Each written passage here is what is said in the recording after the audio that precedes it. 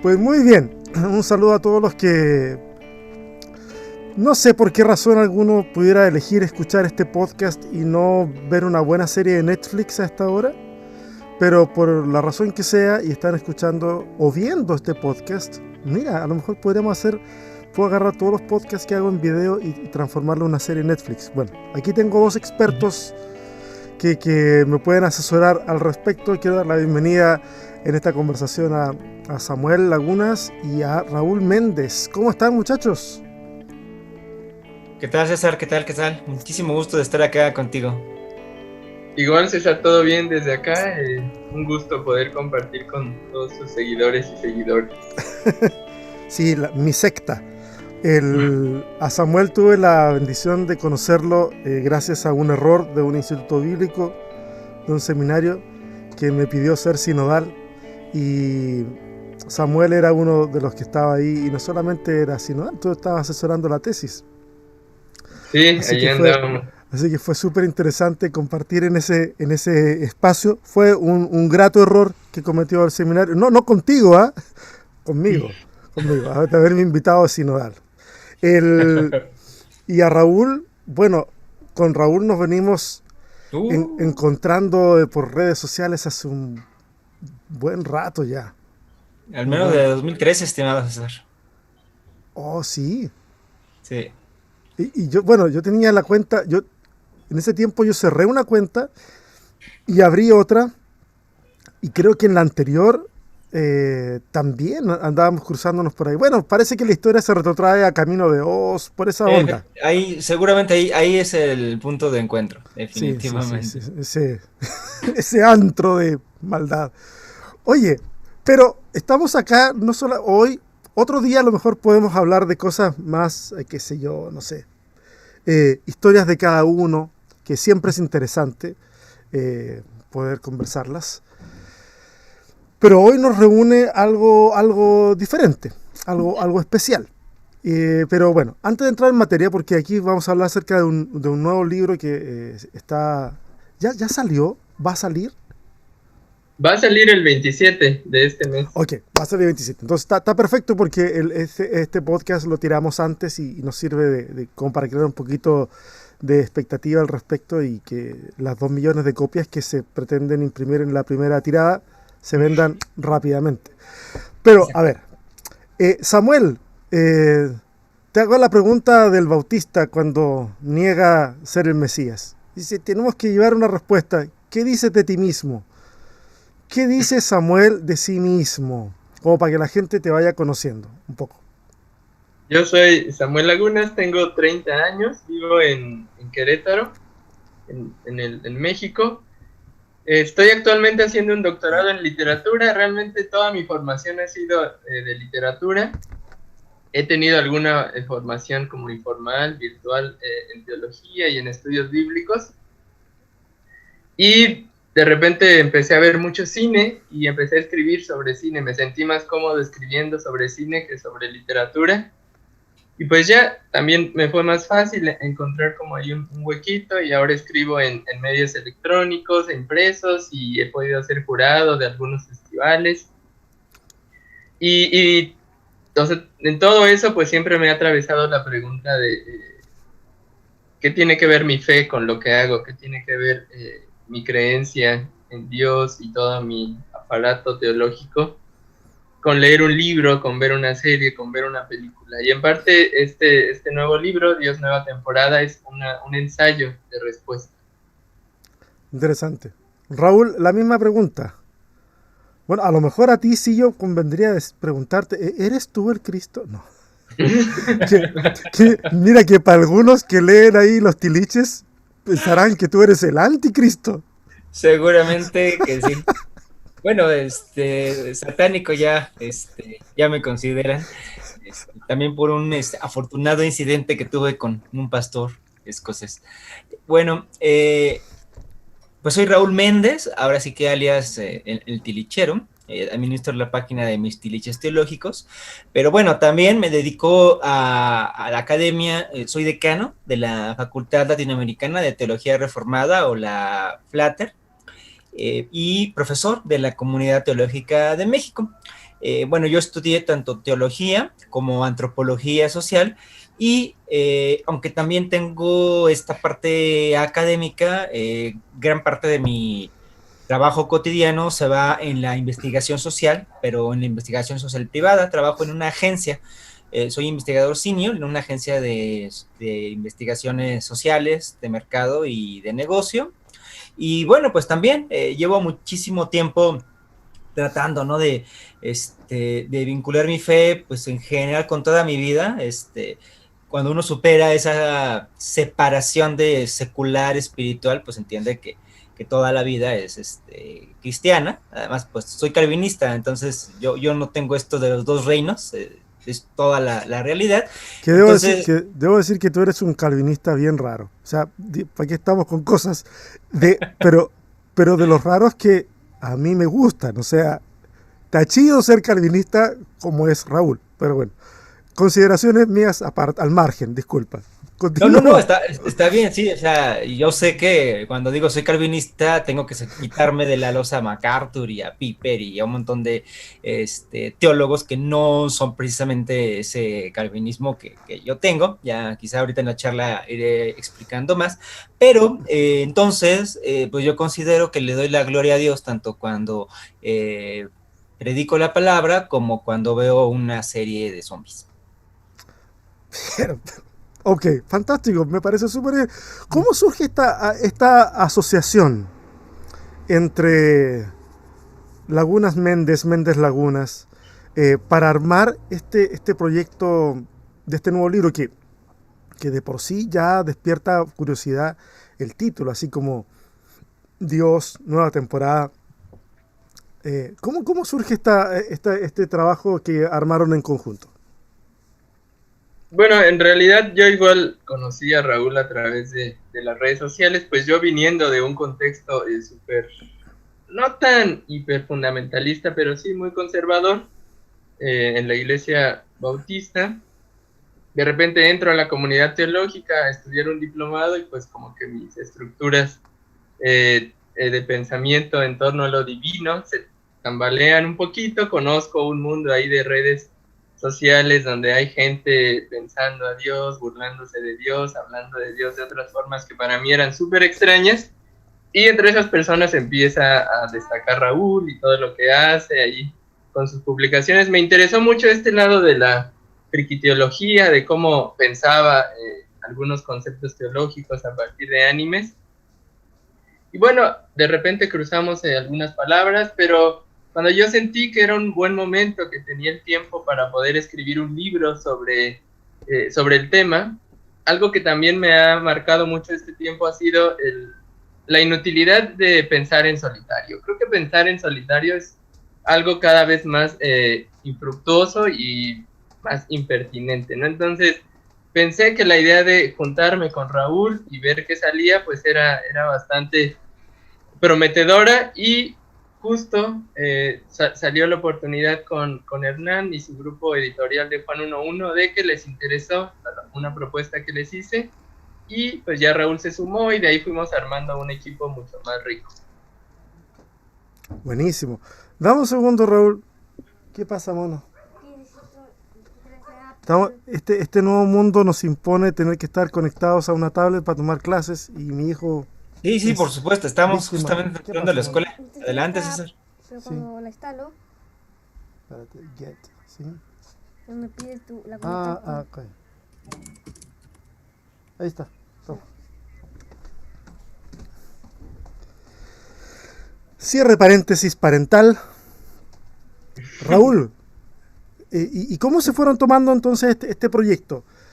Surge porque, a ver, Samuel invita a Raúl se suma al proyecto, pero ¿ya venías trabajando algo de material al respecto, Raúl? ¿O ese proyecto da pie para decir, ok, de aquí me agarro y voy a empezar a armar algo de manera más intencional pensando en el libro? Ya venía trabajando algunas cosas, como comenta Samuel Lagunas, aunque pues lo que más se conoce es la página de los Tiliches.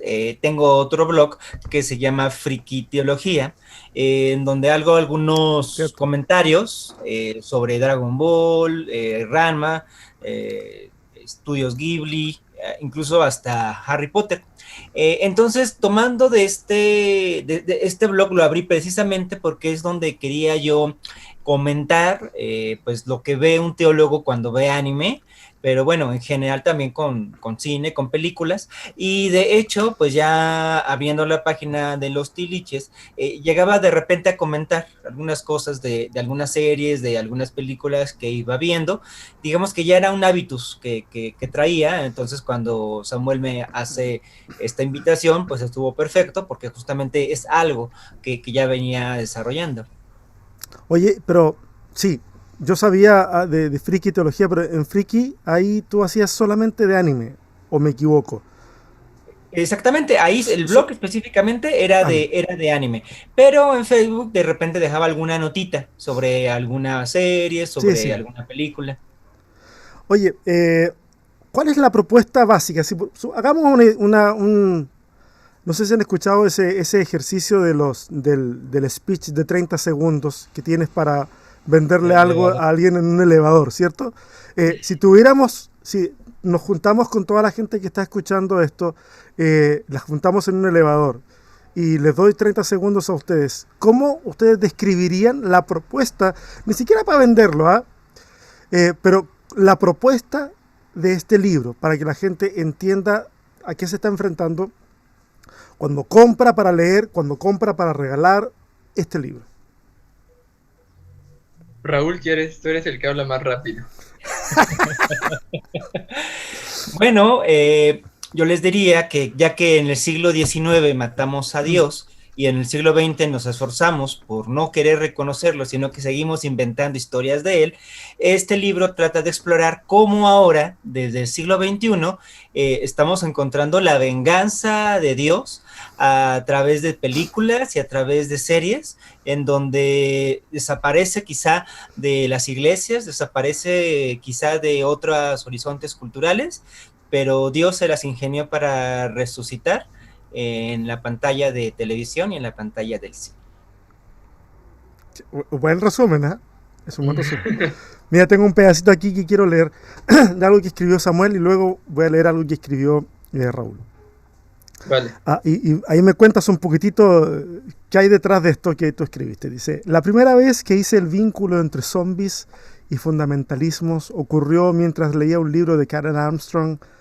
Dice, en algún momento, supongo que en los orígenes del fundamentalismo, ese es un libro de Karen, ¿cierto? Sí, Sí, es de Karen. dice, la autora desliza una cita pequeña, casi invisible, de Roger Garaudy. Me pusiste puros nombres raros para leer así a primera vista. Dice, el fundamentalismo es como leer los textos sagrados con los ojos de los muertos. He perdido la referencia exacta, solo me queda el recuerdo vívido de las imágenes que se desbocaron en mi mente después de la lectura. Zombies. Los ojos del zombie tienen una larga historia de representación cinematográfica.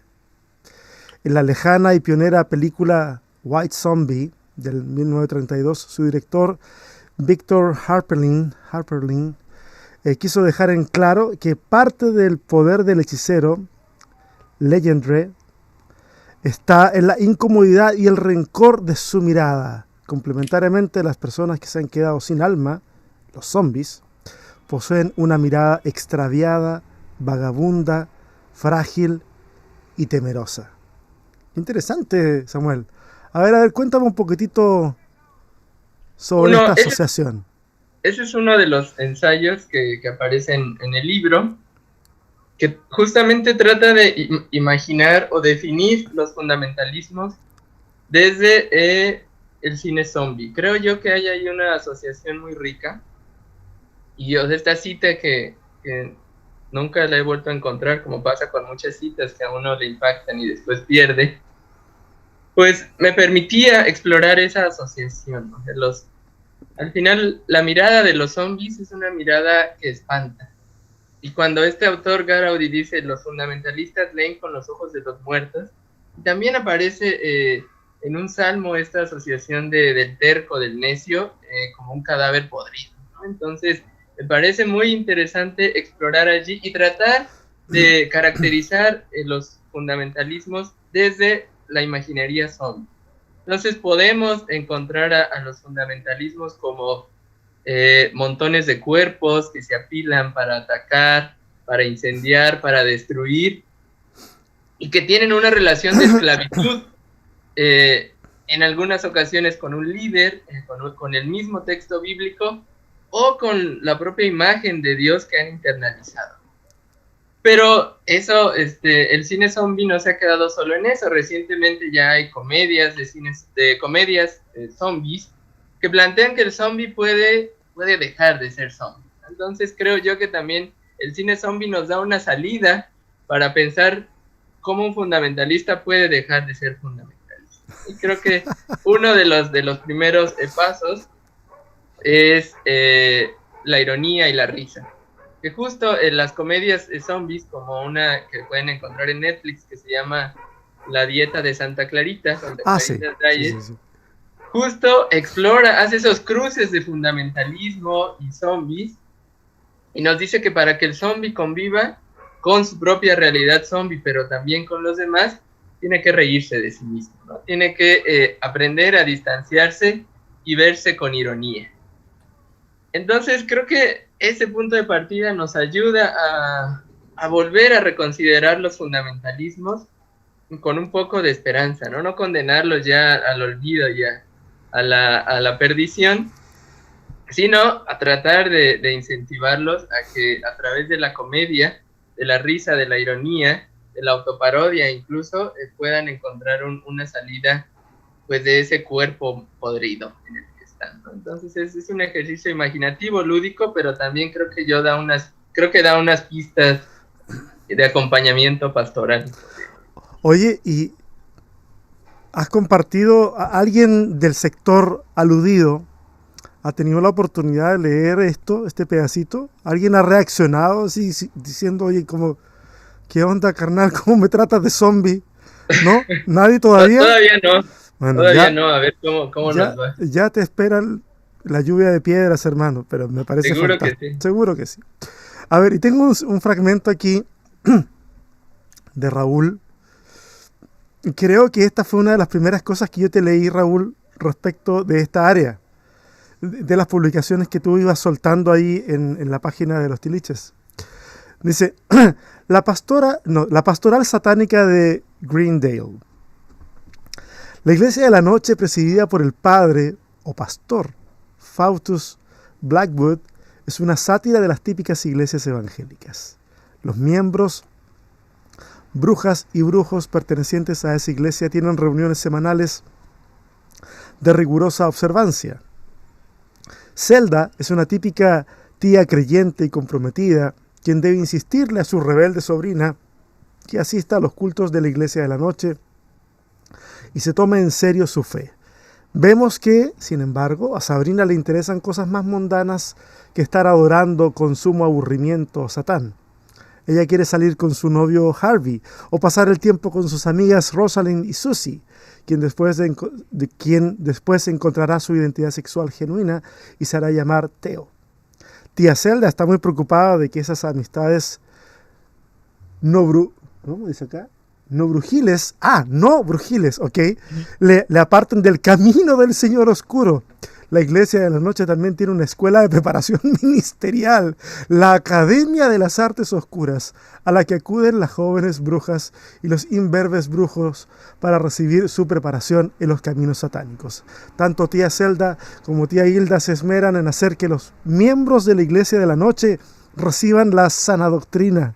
Sabrina, la bruja apóstata post-evangélica, 71, no, esa es la página, que la copié mal, post-evangélica de Satán. Comienzan dando algunas clases en círculos de estudio, pero terminarán tras la primera derrota del padre Blackwood al frente del colegio. Me parece que la cita estaba hasta un poquito antes, pero cuando copié mal. Oye, qué interesante eso, Raúl. Bueno, tú sí te has expuesto un poco más al feedback de estos segmentos aludidos. Háblame un poquito de lo que escribiste, pero también háblame un poquito acerca de cómo ha sido ese feedback. Sí, bueno, lo que pasa es que ahora sí que yo mismo, de niño, crecí en iglesias conservadoras y tuve roces incluso pues con diversos fundamentalismos. De hecho, eso es lo que me llevó a mí a salir de una iglesia de corte neopentecostal para migrar hacia donde estoy ahorita. Por predestinación llegué a la iglesia presbiteriana. Pero siempre me he encontrado, ¿no? He tenido tratos con este tipo de sectores más fundamentalistas. También conozco mucho el fundamentalismo desde sus entrañas. De tal manera que cuando veo Sabrina, y sobre todo la primera temporada, me muevo de la risa con todo lo que veo, porque digo, es una iglesia, estamos viendo una iglesia, ese es el círculo de jóvenes, es la niña que no se quiere bautizar, es la tía devota, el pastor que la exhorta. Toda la primera temporada es eso, es el típico caso de la adolescente rebelde que no quiere tomar el bautizo, solamente que en lugar de ser el bautizo de Jesús, es el bautizo de Satanás. Y entonces ahí donde empecé a ver como que con esos ojos y dije, a ver, ¿de qué se trata esta serie?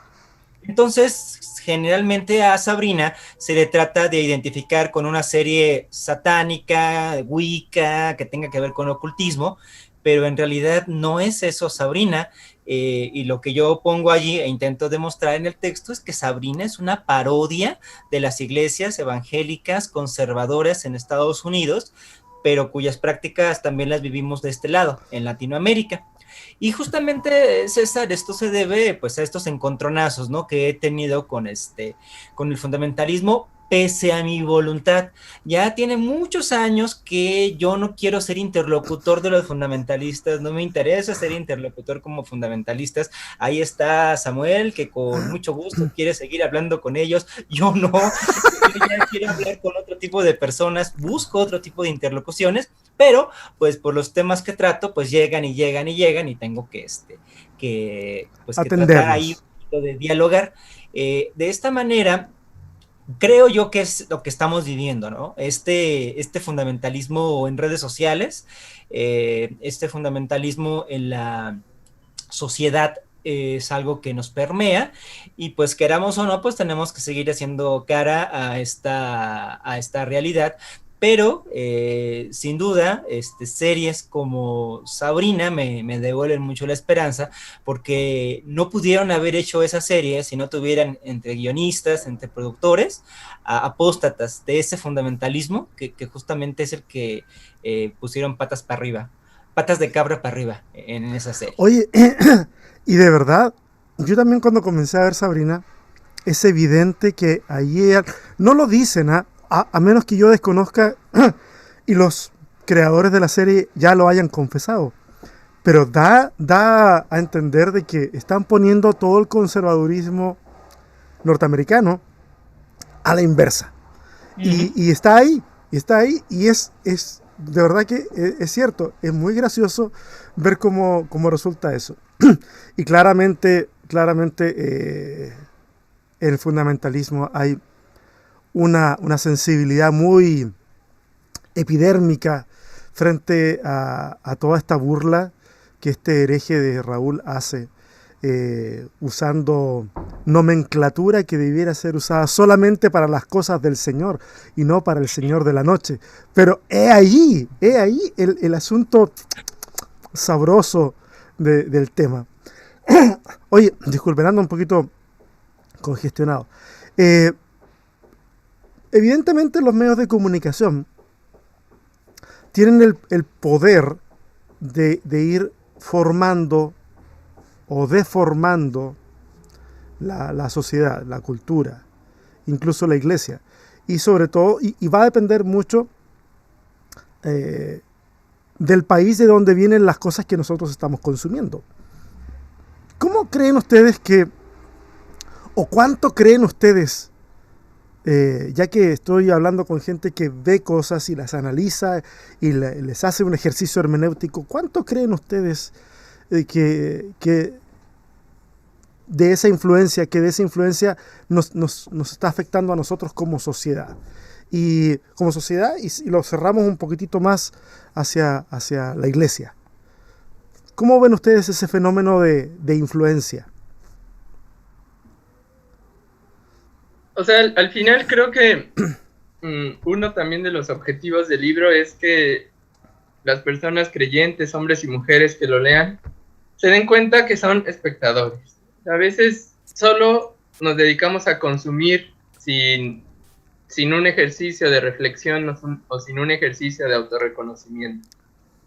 Pero el darnos cuenta que somos espectadores, que somos consumidores de cine y televisión, nos permite justo empezar a posicionarnos respecto a aquello que vemos y aquello que escuchamos, aquello que consumimos en cine y televisión. Entonces, creo yo que ese primer ejercicio de autorreconocimiento como espectadores de fe o con fe nos va a llevar a asumir justo una posición crítica sobre los contenidos que vemos. Y no una posición crítica de cancelación. Porque justo Raúl hablaba de Piper o Piper, nunca he sabido bien cómo se pronuncia, y él hizo un texto muy popular en redes sociales donde exhortaba a los jóvenes a no ver Juego de Tronos, porque traía escenas de desnudez y violencia, y la gente que lo veía estaba adorando a Satanás, ¿no? Cuando veía Juego de Tronos. Entonces, uno piensa que ese es el posicionamiento éticamente adecuado del creyente respecto a contenidos como Juego de Tronos, pero no, ese es el posicionamiento ciego, el posicionamiento zombie, por así decirlo, de irnos a estrellar y querer comernos a los demás para que no exista. Entonces, sí influye sobre las iglesias, claramente.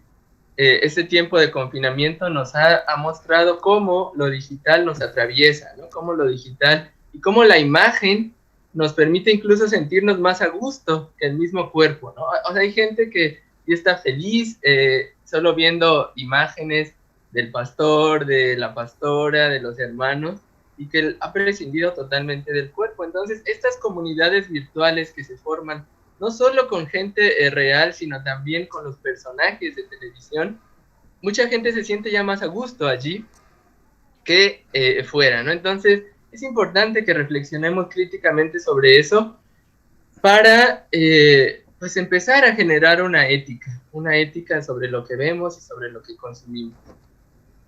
Oye, y ese asunto de lo que tú mencionabas de la comunión ya no corpórea, pareciera, bueno, evidentemente se ha visto acentuada con este tema de la pandemia, en donde honestamente he conversado con muchos cristianos que no pretenden regresar a sus espacios de reunión. Por mil razones. O sea, para muchos esta pandemia fue la excusa perfecta para disociarse de esos lugares. Fue la excusa perfecta para comenzar a deconstruir su fe. Fue la excusa perfecta para decir, puedo sobrevivir, seguir siendo cristiana, sin necesidad de todos los domingos ir a ese lugar. Porque en este momento la asistencia eclesiástica está prácticamente on demand. O sea, ponemos los contenidos ahí y cada cual los consume cuando puede o cuando quiere, o puede ponerle like y hacerle creer al otro que sí lo vio, cuando en realidad solamente está diciendo amén al poner el like y nunca vio nada. Es interesante eso. Y en realidad es la misma forma en la que nos relacionamos con las series y con el cine, ¿no? O sea, ya el culto se transformó pues en una serie, justo como hablaba. Entonces, hay que ver hacia dónde vamos. Oye, Raúl, te hago una pregunta directa. De todos los personajes y de las series de las que hablaste, ¿cuál es tu favorito y por qué? Pues mira, es pregunta ciertamente difícil porque depende en qué momento. Sin embargo, pues me parece que el más entrañable que menciono es Ranma, de la serie Ranma y medio, porque además pues para mí representa un momento biográfico importante por muchas razones. Yo tenía la edad de Ranma cuando comencé a ver Ranma, a los 16 años, y fue un momento en donde decidí que ser contador no era lo mío, porque yo en ese entonces estaba estudiando para ser contador, y a partir de esa edad, mientras veía Ranma y otros animes, me di cuenta que tenía que hacer otra cosa. Y entonces me salí de la vocacional y empecé una época de búsqueda vocacional muy importante que me marcó mucho y me llevó de hecho de cara a mi primera formación ministerial en un instituto bíblico pentecostal, en donde pues yo tenía que aprender a lidiar entre mis gustos de la televisión, porque lanzaban poderes con las manos, porque sanaban y porque tenían fuerza para pelear contra demonios, pero bueno, allá en la iglesia pentecostal, aunque hacían esas cosas, no les gustaba lo que veía en No la les gustaba pantalla. que lo hicieran otros. Era solo para ellos. Okay. Eso era solamente para ellos. Entonces, pues empecé a lidiar eso. Y creo que Ranma, pues también representó para mí un anime que a mí me cambió mucho, porque ya no era el anime shonen de batalla solamente, sino que tenía otras tramas, y sobre todo creo que es al menos yo el primer anime y después manga que leí con el protagonista a flor de piel en sus sentimientos, a diferencia de otros donde te interesa más su poder exterior y cuánto puede destruir. Ranma sí podemos entrar un poquito, ¿no? A las complejidades de sus sentimientos, y más pues con esa situación, ¿no? De que es un hombre que se transforma en el cuerpo de una mujer. Y entonces, bueno, por la trama, la música, a mí me encanta, la música de Ranma y medio, todo lo que tiene de música incidental, openings, endings, toda la, merchandising musical que tienes, para mí fantástico, me gusta mucho, hasta la fecha lo sigo escuchando, y yo creo que sería ahí el punto nodal donde empezó esta reflexión. Mi primera reacción, sin embargo, tengo que reconocerlo, ahí ganó el Espíritu Santo, porque cuando me di cuenta de la incompatibilidad intrínseca entre el anime y mi fe pentecostal, tuve que tirar muchas cosas a la basura, capítulos o ovas, discos, revistas, mangas. Entonces, digamos, ahí ganó por primera vez el Espíritu Santo, pero creo que ahorita pues ya estamos empatados. Me alegra saber que no fui el único idiota que quemó cómics y que quemó discos y cassettes de música del diablo y cosas así. Nos tocó, y lo que pasa es que yo creo que, respecto de lo que comentabas hace un momento, el mundo evangélico confundió vida cristiana con consumo. Literalmente no adoran a Jesús, adoran al capitalismo. Entonces, depende de lo que tú consumas, es tu nivel de espiritualidad. Por eso esa férrea distinción entre secular y el espíritu, ¿no? Esa es música cristiana, ese es un libro cristiano, esa es una película cristiana. O sea, quieren cristianizarlo todo para poder consumirlo, porque como no logran entender que la vida cristiana se trata de amar al prójimo, y porque no quieren amar al prójimo, sino que quieren discriminarlo, odiarlo y excluirlo, ven más fácil ser cristianos a través de su consumo. Aunque seguramente ese dinero que están utilizando no es dinero cristiano. Pero hermano, el dólar atrás dice In God We Trust. Tiene una pirámide y un ojito y todo, pero esa parte no la vamos a ver. Vamos a quedarnos con In God We Trust. Y tú, Samuel, porque se nos está acabando el tiempo y la verdad que quiero hacer esto de una toma para que no perdamos el hilo. ¿Cuál es tu personaje favorito o la serie favorita de la que escribiste en este libro?